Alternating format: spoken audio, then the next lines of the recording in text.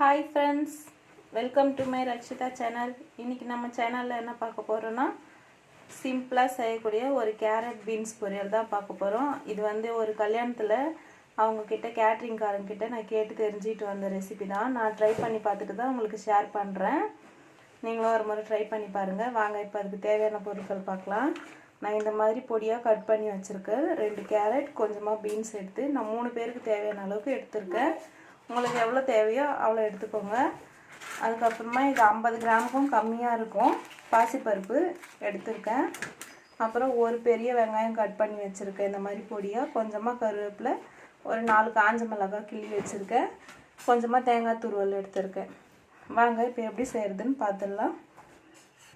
இப்போ நான் ஒரு கடாயில் நான் மரிஞ்சு வச்சுருக்க காய்கறியும் எடுத்து வச்சுருக்க பாசிப்பருப்பையும் சேர்த்து அது வேகிறதுக்கு தேவையான அளவுக்கு தண்ணி சேர்த்துக்கலாம். ரொம்ப நேரம் வேக விட போகிறதில்ல நம்ம, அதனால் கம்மியாக தண்ணி சேர்த்துக்கோங்க.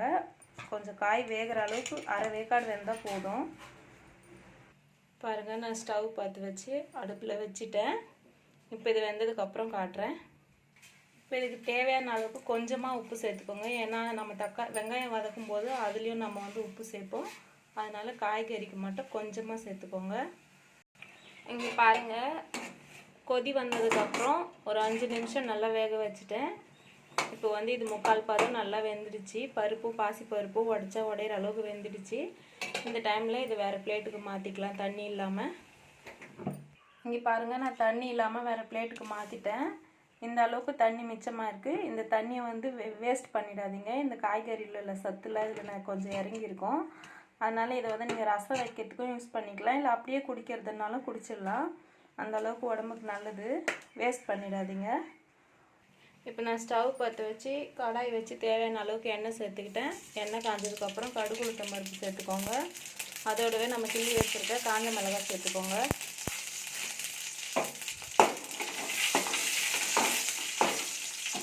காஞ்ச மிளகாய் சேர்த்து வறுத்ததுக்கப்புறமா வெங்காயம் சேர்த்துக்கோங்க.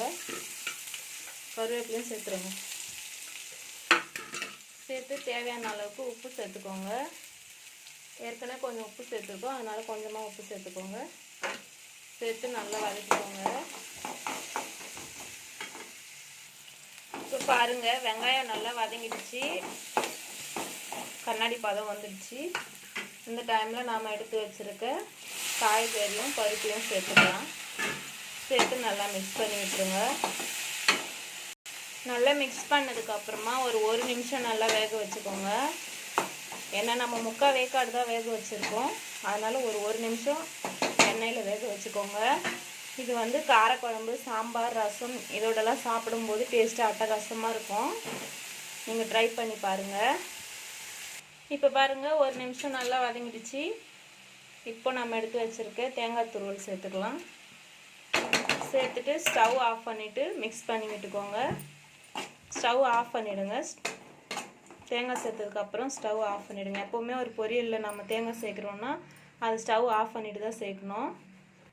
பாருங்கள், நம்ம கல்யாண வீட்டு கேரட் பீன்ஸ் பொரியல் ரெடி ஆகிடுச்சு.